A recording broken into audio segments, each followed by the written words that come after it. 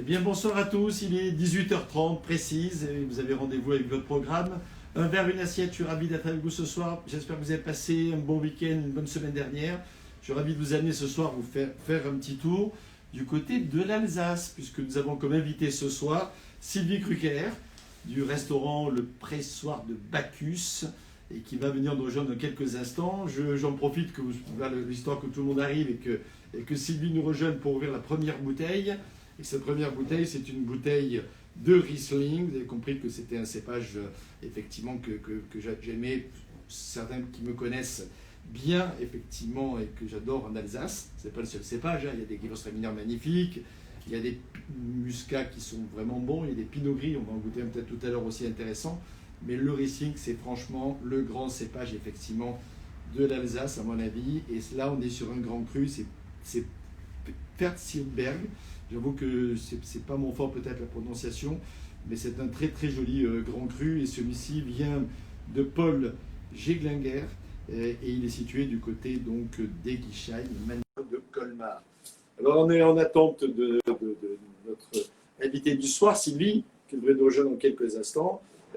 Alors l'Alsace, franchement, il y a de très très belles choses. D'abord, j'ai plein d'amis en Alsace, je voudrais saluer vraiment tous mes amis sommeliers d'Alsace. Le président actuel de l'association des sommeliers, Serge Dips, que je salue, fidèle compagnon de route de Marc et Bernard Auberge de Lille et Lozère, mais également Jean-Marie Stockel, qui a été meilleur sommelier de France il y a un certain nombre d'années déjà et qui est un vrai exemple. Et également Romantis, meilleur ouvrier de France, également meilleur sommelier de France. Et également, bien sûr, Antoine Verlet, professeur, s'il en est, devant l'éternel au lycée, de Strasbourg, l'école hôtelière de Strasbourg, situé pas très très loin de Strasbourg. En tout cas, voilà, magnifique région à la fois viticole, mais aussi gastronomique. J'ai des souvenirs d'Alsace lorsque enfant, enfin adolescent plus exactement, j'allais en Alsace avec mon père qui m'a fait découvrir vraiment cette belle, magnifique région. Et donc, dans cette région historique, viticole, mais également gastronomique et riche d'histoire, j'ai découvert des sensations juste extraordinaires. Bonsoir Sylvie. Bonsoir. Comment ça va? Bah, très bien, merci. Bon, tout va bien. Vous êtes du côté de Blanchevillers, là? Oui, écoutez, tout va bien. Bah, voilà, confinement oblige, hein, mais bon, c'est comme Oui, ça. exactement. Bien autant que faire se peut, comme on dit. Mais ça n'empêche pas de partager, finalement, de trouver des idées, peut-être pour communiquer différemment, et en tout cas pour pouvoir effectivement transmettre quelque part nos passions, même si elles ne sont plus dans les assiettes ou dans les verres directement, mais à travers des mots qui sont à la fois chaleureux et qui permettent aux gens de venir pénétrer un peu nos univers. Bah, moi, je vous remercie de m'accueillir, c'est vraiment gentil. Je suis très honorée de participer à cette émission ce soir et puis faire découvrir notre si belle région, l'Alsace. Vous êtes avec Sylvie, vous êtes alsacienne d'origine. Ah, pure souche.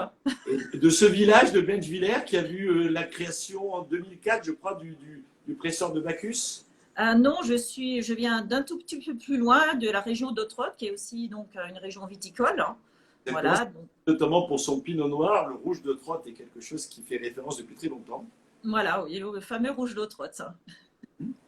Et donc vous avez débarqué un jour en famille en plus, parce que je crois que vous dites que vous avez une grande fierté, c'est notamment le fait de travailler avec votre fils. Bon, en ce moment, c'est peut-être un peu plus compliqué de travailler avec lui, mais je crois qu'il s'appelle Kevin, c'est ça?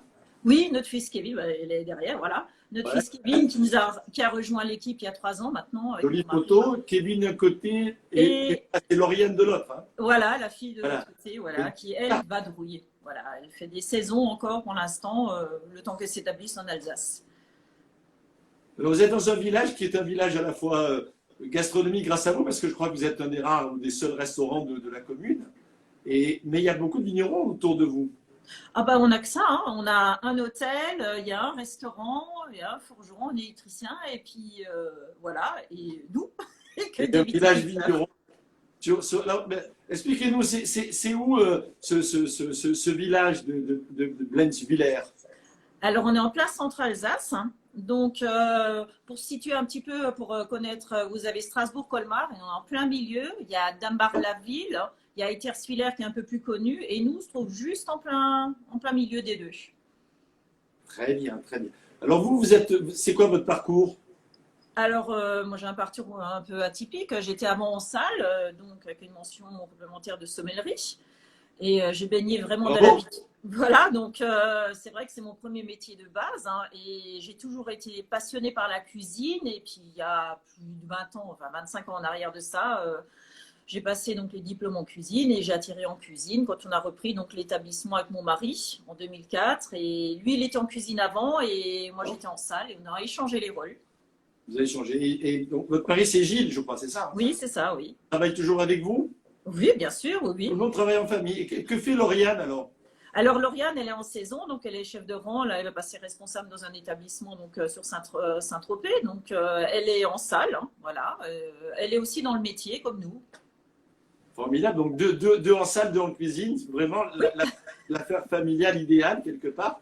Et que faisait la génération d'avant, Alors, du côté de mon mari, par exemple? bah, son papa était aussi chef de cuisine, mais plus donc dans les hôpitaux. C'est lui qui a créé à l'époque le service à la carte dans les hôpitaux, le choix de menu. Formidable. Et donc sa maman, elle Les travaillait gens aussi sont à l'hôpital. spécialisés. Et Dieu Ouais. sait si en ce moment, il y en a un certain nombre auxquels on pense, bien entendu, et aussi tous les gens qui travaillent dans les hôpitaux, que l'on salue pour leur dévouement et, voilà, et tout ce qu'ils apportent, je veux dire, comme réconfort et comme soin aussi à tous les gens qui sont. Ouais, c'est très important d'avoir une petite pensée pour eux parce que c'est vrai que c'est pas évident depuis mars, ils en battent vraiment quoi. On va Et de dire mon ça. côté, j'ai aussi baigné, bah, bien sûr, dans l'hôtellerie-restauration. Mon parrain qui est aussi chef de cuisine, mon père était plus dans la viticulture et puis maman, elle était toujours en cuisine aussi. Donc j'ai vraiment baigné dans ce milieu-là depuis que je suis petite, quoi. Le destin était là. Oui. Le destin était là. Et l'amour du vin, cette mention complémentaire que vous avez fait il y a quelques années, c'est pour quelle raison finalement? Parce que la Bah, cuisine, c'était évident, mais le vin, c'est encore autre chose. bah, ça a toujours été aussi une passion parce que bon, mon père qui était viticulteur, on avait comme 17 hectares de vignes, hein, donc en Alsace. Donc voilà, je connais vraiment le côté viticole, le travail de la vigne. Donc j'ai toujours été passionnée par le vin et c'est vrai, voilà, je ne pouvais pas ne pas m'intéresser au vin et à la cuisine et c'était important pour moi, quoi. Bon, en attendant que vous nous rejoigniez, Sylvie, qui est au demeurant un très joli prénom parce que c'est le prénom de ma sœur que je salue également. Ah, donc j'ai Sylvie qui est toujours pas loin de moi quelque part. Donc je disais que l'Alsace est une région magnifique. Hein. J'adore. J'ai eu la chance, grâce à mon papa, que je salue aussi, d'aller visiter l'Alsace de nombreuses fois, et notamment depuis mon adolescence. J'avoue que j'ai adoré les lieux, les villages fleuris, l'accueil dans les vignes-stouves, dans les petits bouchons, brasseries, etc. Chez le vigneron, bien entendu, également. Et c'est un bonheur de voir cette diversité de cépages, cette diversité de terroirs, cette diversité de styles, où dans les blancs, on a des blancs secs. On va en goûter ce soir deux jolis racing, un Brandt et un. Je vais réussir, j'espère, Sinsberg, qui est un. Le Fertinsberg de Paul Glinger, oui, c'est ça, oui. Oui, c'est ça, magnifique. Merci de m'aider pour la prononciation. Oui, c'est pas, oui, c'est vrai que c'est pas évident. Voilà, c'est pas simple, simple. Et donc, de découvrir justement cette variété de vins, d'essayer d'identifier l'esprit à la fois de ces géologies distinctes, très complémentaires, très diversifiées, de comprendre aussi la gestion des maturités dans les raisins, parce qu'on est des fois surpris en Alsace, un vin sec, un vin moelleux, un vin plutôt liquoreux. Au-delà des vendanges tardives ou des sélections de Grenoble qui sont évidentes en lecture, pour les autres, il y a quand même un gradient dans le côté sec, plus ou moins moelleux, qui peut perturber les gens, et notamment en matière d'accord mets-et-vins, qui est un peu notre thématique du jour, hein, que notre émission s'appelle Un verre, une assiette. C'est-à-dire en partant finalement d'un vin, aller vers une assiette, et parfois c'est pas simple en Alsace. On a des slimes très secs, minéraux, incisifs, ou d'autres qui sont plus l'onctuosité, voire le moelleux, jusqu'à la sucrosité, même si ce n'est pas des vendanges tardives. Bon, on a de la chance en Alsace, on a comme 7 cépages, donc on peut vraiment aller donc, de l'apéritif hein, au dessert. Alors, l'apéritif, c'est quoi pour vous? Pardon? L'apéritif, c'est quel cépage pour vous? Ah ben moi, c'est le crément, bien sûr. C'est, à la base, c'est le crément d'Alsace. Eh oui, Voilà, bien. Et l'appellation crément d'Alsace, qui a le vent en poupe en ce moment, hein, c'est une appellation qui marche très bien. et qui permet d'ailleurs à l'Alsace d'utiliser un peu tous ces cépages historiques, plus le chardonnay, pour entrer dans la composition du crément. Ça, c'est souvent une question un peu piège en disant est-ce qu'effectivement on trouve du chardonnay d'Alsace en appellation, et quand on cherche, on ne trouve pas toujours. Mais pour l'appellation crément, effectivement, d'Alsace, ça fonctionne. Donc l'apéro avec le crément d'Alsace, parfait. Muscat. Muscat aussi. Bien sûr. Après, c'est un vin plus sec, hein, pour ceux qui n'aiment pas trop les fruités. Enfin, il est très fruité quand même, mais disons, je parle du côté moelleux ou quoi que ce soit, vous avez le palais qui est sec et c'est ça qui est agréable. Hein. Absolument. Après, il y a des Gewürz aussi, bien sûr. Oui. Plutôt au début, cœur du repas, ou plutôt sur des fromages ou un certain dessert? Ben, moi, le Gewürztraminer, ça serait plutôt avec un fromage à ce moment-là, avec un master. Hein. Ou sinon, vraiment, voilà. Un bon Gewürz avec un master, c'est très très bon. Et c'est vrai. Ouais. Ça fonctionne très bien. Ou bien sûr en dessert ou après un repas, voilà. Mais là, on partira plus dans le grain noble, ou voilà, ce serait dommage d'agrémenter le grain noble avec quelque chose parce que ça se suffit à lui-même. C'est vrai. Entre nous, on parle de vin de médication. Voilà. Souvent d'ailleurs, les grains nobles vendus en demi-bouteille. Donc, on se délecte, j'allais dire, d'une petite quantité, mais très concentrée. Hein. Quelque part de très jolis vins. Je salue Frédéric Bonnet, également, qui nous suit là ce soir, je vois.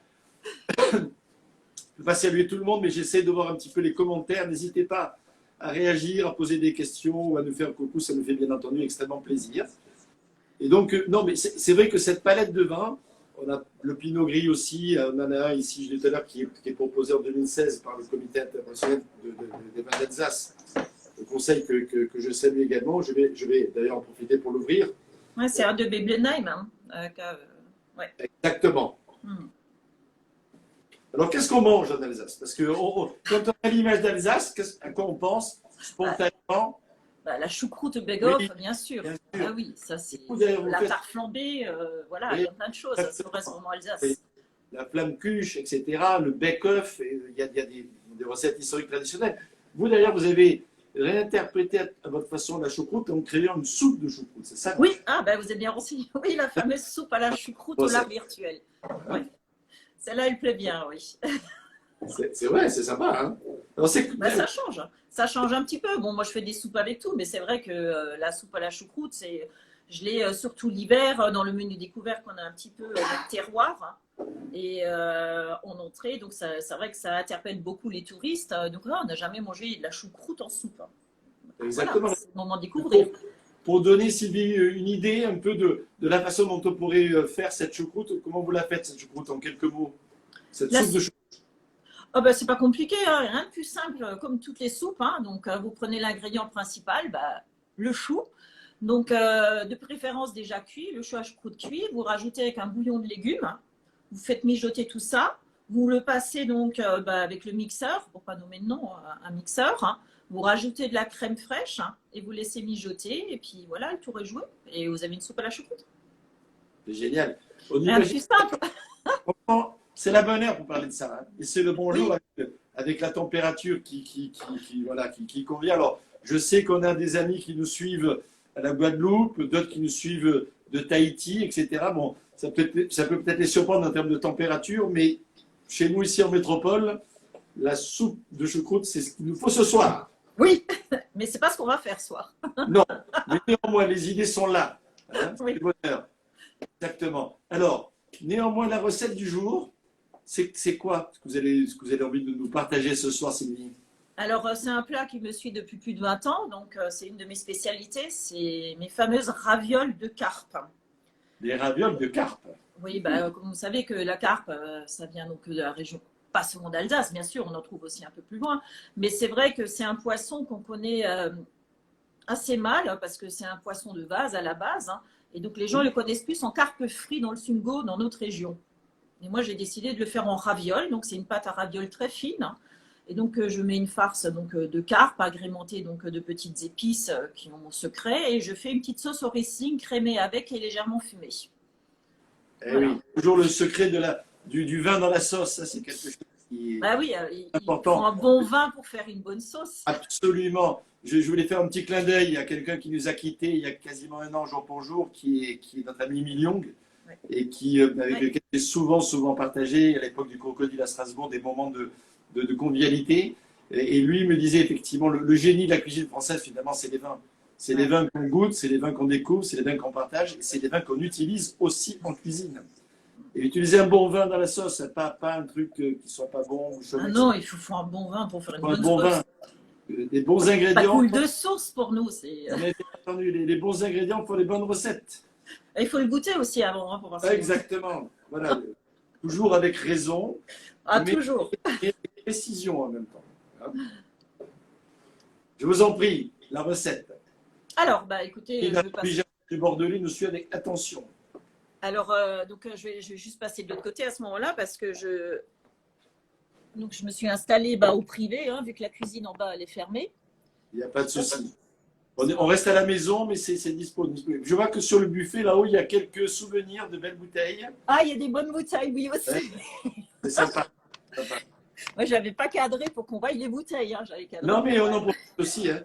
D'ailleurs, j'ai retrouvé juste à côté là, aussi quelque chose de sympathique de Bergheim. J'avais un Altenberg Magnum ici, parce que les Magnum d'Alsace, c'est juste une bouteille magnifique que j'avais gardé, qu'on a goûté il y a quelques temps dans le millésime 2009.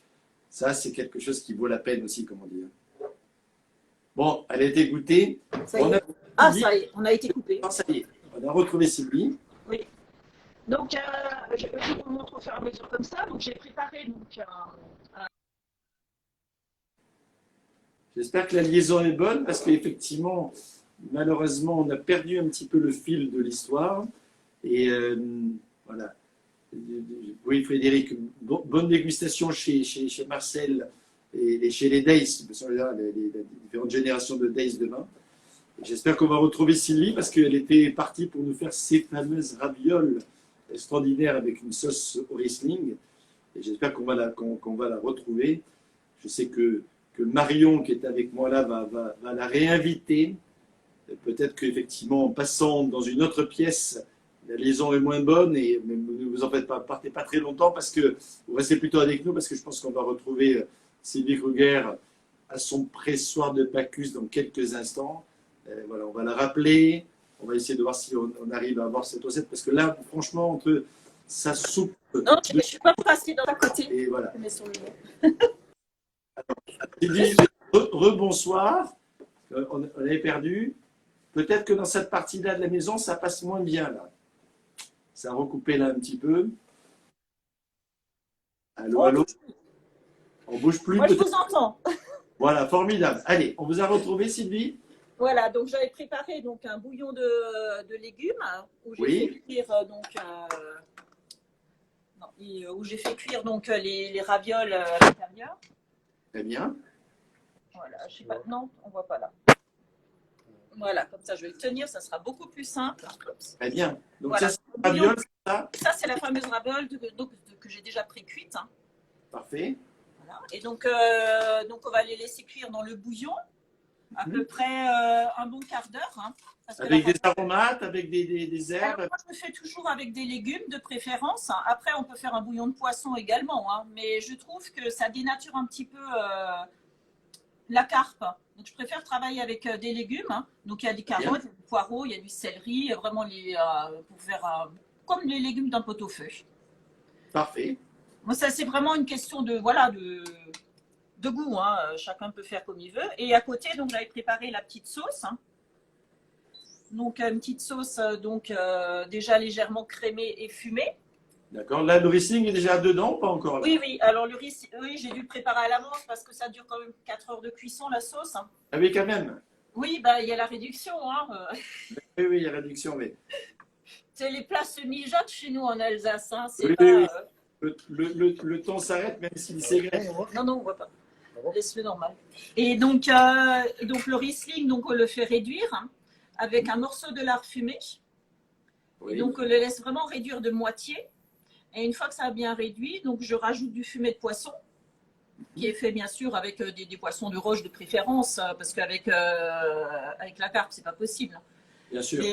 Et donc, par la suite, une fois que ça réduit, donc une fois de moitié, on rajoute la crème fraîche. Donc, ça a pris le côté fumé donc, du lard.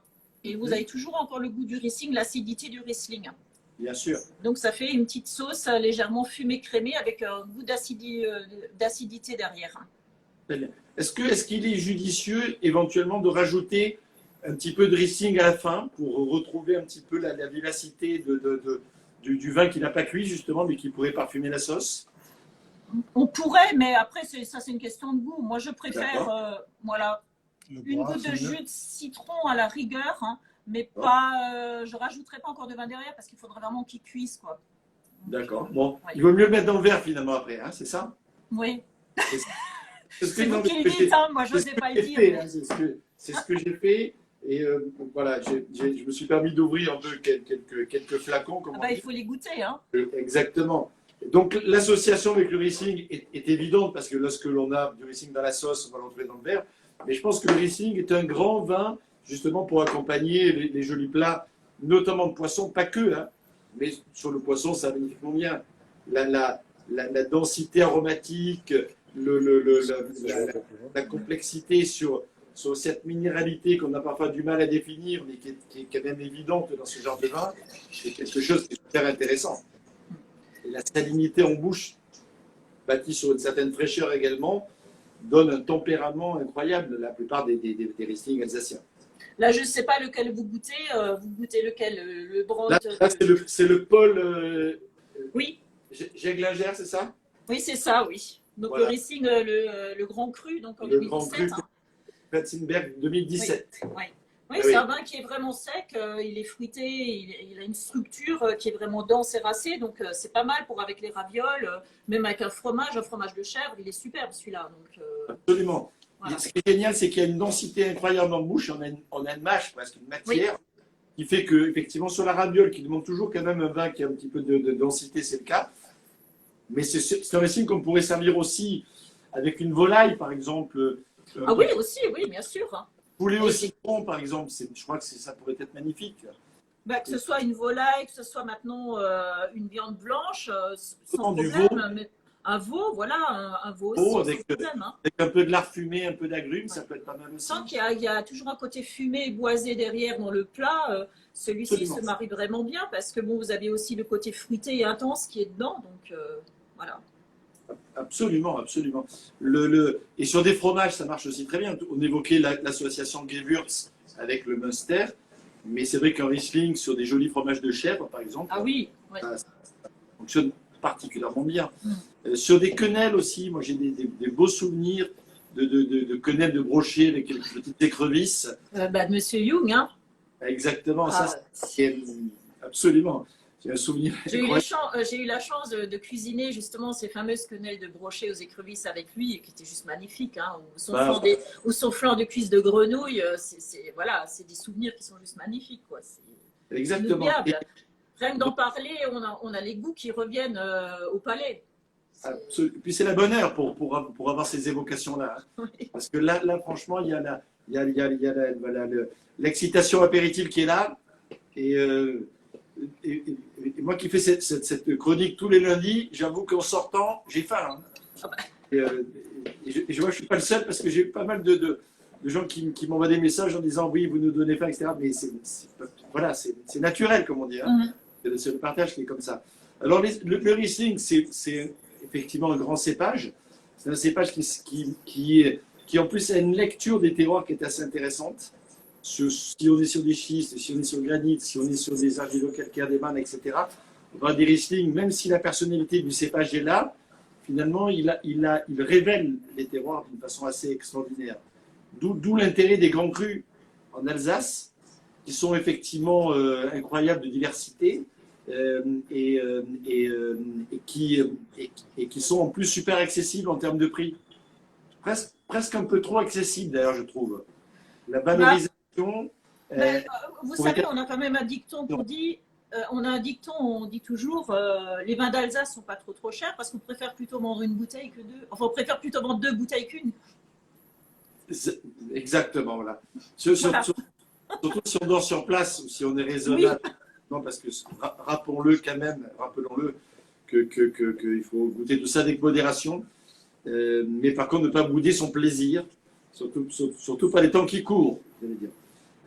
Les rouges d'Alsace, tout à l'heure, on a évoqué au trot, puisque ce sont vos origines. Hein. Bah oui. Dépendamment des rouges de trot, quels sont un peu vos coups de cœur en rouge alsacien? En rouge alsacien, coup de cœur, bah écoutez, on a un rouge à Blinschwiller, hein, voilà, pour changer un peu de trot. C'est pas que j'aime pas le rouge de trot, pas du tout, mais on a un rouge de Blinschwiller. Hein. Ouais, c'est vrai qu'il est très boisé. Et donc, c'est vrai, on en a un du village qui fait, enfin, plusieurs qui font du rouge. Du rouge, hein, mais c'est vrai que c'est un peu un style un peu bourguignon, si vous voulez. Donc, c'est vrai que c'est très intéressant, quoi. Absolument. La progression qualitative des rouges d'Alsace est quelque chose qui est tout à fait notable, que nous, sommeliers, on remarque vraiment ces dernières années. On a eu grâce à Romain Mtis, le sommelier que vous connaissez bien, oui. qui travaille actuellement donc, à la Villa Lalique. On a eu une dégustation de pas mal de vins rouges d'Alsace, et j'avoue que des pinots noirs incroyables, de qualité. Alors, avec des tempéraments qui peuvent rappeler certains rouges bourguignons, mais qui ont surtout un tempérament alsacien, en affirmant une qualité, une densité, un fruité, en même temps un équilibre qui est tout à fait pertinent. Il faut surtout faire attention parce qu'il y en a beaucoup qui ont tendance à le servir frais. C'est pas comme un pinot noir rosé, c'est vraiment, il faut laisser à température ambiante ou température de cave, mais pas le servir frappé, quoi. Il faut vraiment le boire comme un rouge de Bourgogne ou voilà. C'est ça qui est important aussi. C'est vrai qu'à une certaine époque, c'était plus des clairés que des rouges. Et on avait tendance effectivement à les servir un peu frais, sûrement un peu trop frais. Aujourd'hui, il faut franchement les servir comme des grands rouges. Y compris ceux de caves coopératives, parce qu'on parle toujours des producteurs, mais en Alsace, il y a de très belles caves coopératives. Oui, on en a pas mal. Paffenheim. Voilà, il y a vraiment de très très jolies, de très très bonnes caves en Alsace et qui sont de grande qualité, y compris pour la production de très très beaux vins rouges. Voilà. Bah, du nord au sud, de toute façon, on a du nord au sud. Barbe Bucher, réserve Pinot Noir magnifique. Je lis un peu les commentaires qu'on nous fait et c'est super de pouvoir effectivement. Marc Bucher, bien bonjour Marc alors. Exactement. La cave de Ribeauvillé également. Oui. Voilà. On a de quoi faire. On a 170 km quand même de route des vins d'Alsace. Hein. Donc du nord au sud, hein, ça va vraiment du côté de. Ça va de Tannes en partant du sud jusqu'à Marlenheim, si je ne me trompe pas. Enfin, c'est très long, hein, c'est 170 km, on a de quoi faire. Hein. Exactement. Et avec une belle évolution ces dernières années. Alors on voit les Clos Muret dont je parlais effectivement il y a un instant, René Muret, et c'est vrai que comme le dit Eric Rosenberg, que je salue aussi, les rouges d'Alsace ont beaucoup plus de densité aujourd'hui qu'à une certaine époque. C'est dû aussi à la fois à l'évolution du climat certainement, mais également à la volonté des vignerons alsaciens de pousser un peu plus en maturité pour avoir des rouges effectivement un peu plus structurés, un peu plus de garde, mais qui gardent une âme effectivement plutôt aérienne, ce qui est assez formidable. Et du coup, finalement, c'est ce que j'adore en Alsace, hein, c'est qu'on a une gamme large de styles, de produits, d'expressions gastronomiques. Nous, on a toujours eu l'Alsace, des vins d'Alsace dans la cave. Vraiment, depuis tout gamin, j'ai toujours eu des bouteilles d'Alsace dans la cave. Et c'est toujours été un plaisir sur, bien sûr, les poissons. Alors, on n'a pas évoqué les coquillages, mais c'est vrai que franchement, un beau Riesling sur un plateau de fruits de mer, c'est quand même quelque chose qui a une évidence. Aussi. Ah bah oui, on a les coquillages, on a les crustacés, ça se marie vraiment avec tout. Franchement, même que ce ne soit pas un Riesling, on peut très bien marier aussi un Pinot Gris avec, ou un Sylvaner. Les Sylvaner, on a des très bons Sylvaner. Hein. Donc, je suis content que vous évoquiez le Sylvaner, parce que franchement, il y a de très beaux Sylvaner. Nous, on a de la chance dans le village d'avoir un Sylvaner de Blinschwiller. Hein. C'est rare d'avoir un nom de commune sur un Sylvaner, donc c'est une appellation. Donc c'est ça qui est beau aussi. Quoi. Moi, j'ai le souvenir du Sylvaner de Seppi Landman, par exemple, oui. dans le Zine Cofflet, avec le personnage qui est Seppi Landman. En plus. Et c'est des dégustations incroyables. Et des sylvaner issus d'un terroir de Grand Cru qui vieillissent merveilleusement bien. Et c'est vrai que l'une des autres vertus des vins d'Alsace, c'est que ce sont des vins de garde aussi. Ah oui, ben, on peut les garder, oui, oui, sans problème. Hein. Et pas que les moelleux ou liquoreux, c'est pas que les vendanges tardives et les sélections de Grenoble, mais également, effectivement, les secs, qui au bout de 15 ans, 20 ans, sont encore souvent au rendez-vous. Mais c'est de plus en plus rare. Hein. J'avais eu l'occasion d'acheter un jour un lot de vins d'Alsace dans des bouteilles qui étaient bleutées. C'était des vins des années 40. Et c'était une réserve de la famille Klipfeld. Oui. J'avais des 43, des 47, hein. même des 47 ensuite. Et oui, franchement, on a goûté ça avec quelques amis sommeliers il y a quelques années. C'était juste incroyable. Mais incroyable de complexité, de gourmandise, de fraîcheur encore. Les vins avaient bien entendu de l'évolution, mais pas une suroxydation qui les rendait pas agréables. Au contraire, c'était juste magnifique. Ah mais on a c'est vrai que j'étais peut-être pas encore à fond dans les vins, mais je sais que c'est du domaine Klipfeld que vous parliez, donc à Bar, hein, avec cette fameuse bouteille bleue. Oui, c'est ça, oui. Exactement. Ouais. Non, c'est vrai qu'il y a des souvenirs comme ça qui reviennent tout doucement, mais on a cette diversité en Alsace de vins, on ne s'ennuie pas. On peut avoir du sec, du fruité, de tout. Donc c'est ça qui est magnifique, quoi. Donc, Absolument. Parmi les plus anciens vins que j'ai goûté de ma vie, c'était en Alsace. Ça a été organisé par la famille Hugel. C'était Étienne, auquel on pense aussi, qui a disparu trop tôt, qui avait organisé ça avec son oncle, Jean. On avait dégusté un Pinot Gris 1865. Ah oui, effectivement. Et alors, certes, il avait un certain âge, hein, il y a déjà quelques années, mais il avait déjà un certain âge, bien plus de 100 ans, presque 150 ans, et le vin était encore au rendez-vous. Il avait encore son intensité, il avait encore un certain équilibre. C'était incroyable de pouvoir constater cette capacité à défier le temps quasi. Bon, Sylvie, oui. tout ça nous amène finalement déjà à l'heure de rendre l'antenne dans quelques instants. Et donc, voilà. J'ai sorti les ravioles du bouillon parce qu'elles commencent à être un peu cuites. Hein. Voilà, donc je vais rapprocher un petit peu. Génial. Les ravioles, voilà. Donc les ravioles de carpe, là j'ai juste mis quelques petits légumes avec. Hein. Et là je vais mettre la sauce maintenant. Donc on nappe. Voilà, je vais napper avec. Gilles, tu peux juste venir m'aider? Parce qu'avec la réduction qui a été faite, là ça doit être nappant. Alors, qui c'est qui est à côté, là? C'est Gilles? Ah ben oui, il s'occupe de la technique en même temps. Voilà, donc c'est pas évident. Hein, Mais on le salue aussi. Hein. Oui, il nous embrasse bien fort aussi. Hein.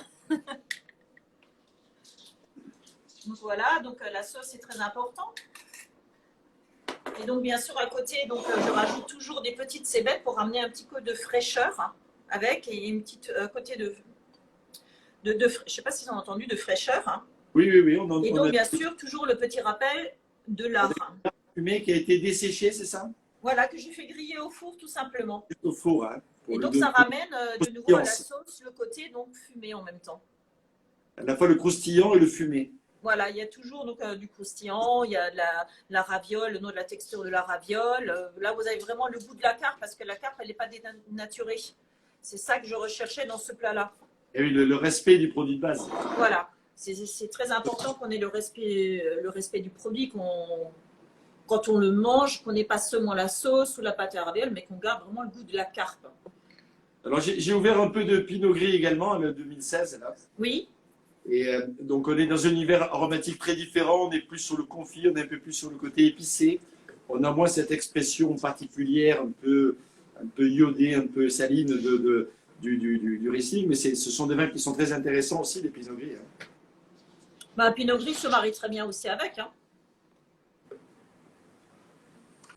Si vous prenez un bon Pinot Gris assez sec, moi, celui-ci, je ne sais pas s'il est vraiment sec. Hein. Il a une petite pointe de peau résiduelle, mais il a quand même un côté relativement sec. Oui, parce qu'il est si je m'en souviens bien, il est vendangé manuel avec une surmaturation du raisin. Donc, c'est vrai qu'il a quand même dans les 13,5 d'alcool. Voilà, donc il y a une certaine qualité, mais ça reste très raisonnable, comme on dit en termes de sucrosité. Donc ça reste franchement quelque chose qui peut être vraiment très intéressant en termes d'accord gastronomique. Le sucre ne vient pas s'interposer. Ah voilà, bah, le plat, bon, bien sûr, il faut mettre. Alors moi, j'ai mon péché véniel, hein, comme certains disent, c'est les baies roses.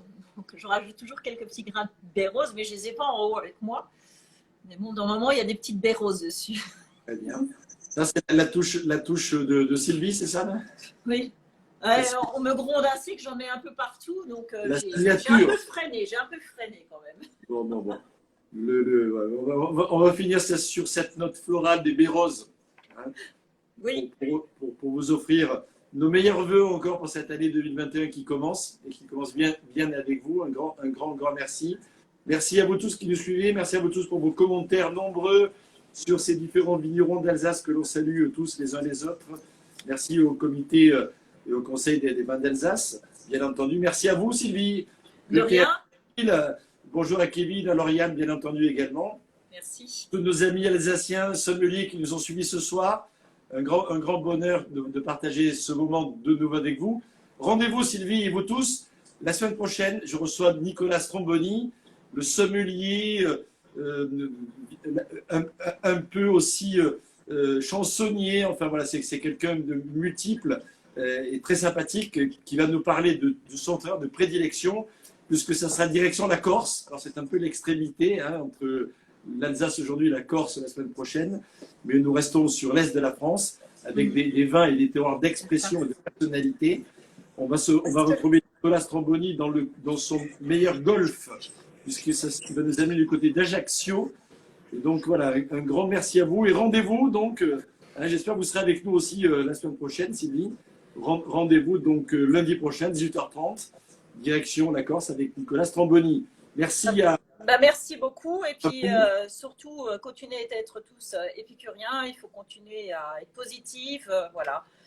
On va bien s'en sortir, on m'a toujours dit comme quoi un bon ballon rebondit toujours bien. Exact. Voilà. C'est Monsieur Guirou, je le remercie toujours parce que c'est un ami de longue date et c'est vraiment quelqu'un qui est toujours là et qui a toujours les mots justes.